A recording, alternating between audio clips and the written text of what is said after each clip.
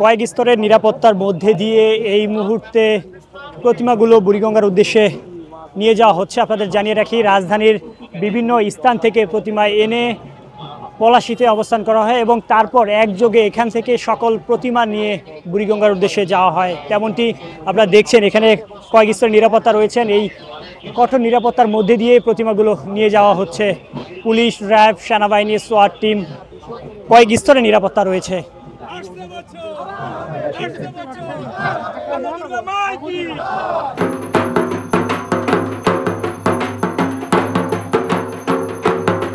বিদায় তো দুঃখেরই হয় সব সময়, সবকিছুর বেলায় তো মা চলে যাচ্ছে, এর জন্য তো দুঃখই। এই দিনে তো খুবই খারাপ একটা অনুভূতি কাজ করে যে মা চলে যাচ্ছে। ধর্মটা হচ্ছে হিন্দুদের উৎসব সবারই। মা আসলে একটা আনন্দ পাওয়া যায়, কিন্তু মা চলে গেলে আনন্দটা আসে না, এই জন্যই কষ্ট মনে হয়। অনেক ভালো এনজয় করছি। ধর্মটা হচ্ছে হিন্দুদের উৎসব সবারই। অনেক আনন্দ হয়েছে, আমরা ঘুরেছি প্যান্ডেলে, অনেক ভালো লাগছে। আর নিরাপত্তা ব্যবস্থা খুব ভালো ছিল। এই দিনে তো খুবই খারাপ একটা অনুভূতি কাজ করে যে মা চলে যাচ্ছে, আবার আসছে বছর আবার হবে। তো মার কাছে এটাই আর কি প্রার্থনা জানাই যেন সব পরিস্থিতিতে মা আমাদের সাথে থাকে। আবার অপেক্ষায় থাকবো তার আগমনের।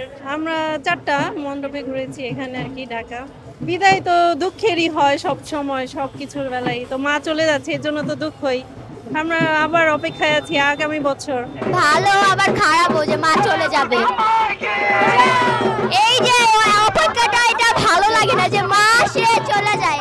আরো অনেক দিক থাকলে এটা ভালো হয় যে মা আসলে একটা আনন্দ পাওয়া যায়, কিন্তু মা চলে গেলে আনন্দটা আসে না, এই জন্যই কষ্ট মনে হয় অনেক। 1 বছর পরে মা আবার আসবে, এটাই বলবো যে আবার যেন সুস্থ মতো আবার আমাদের মাঝে ফিরে আসতে পারে, এটাই আশা।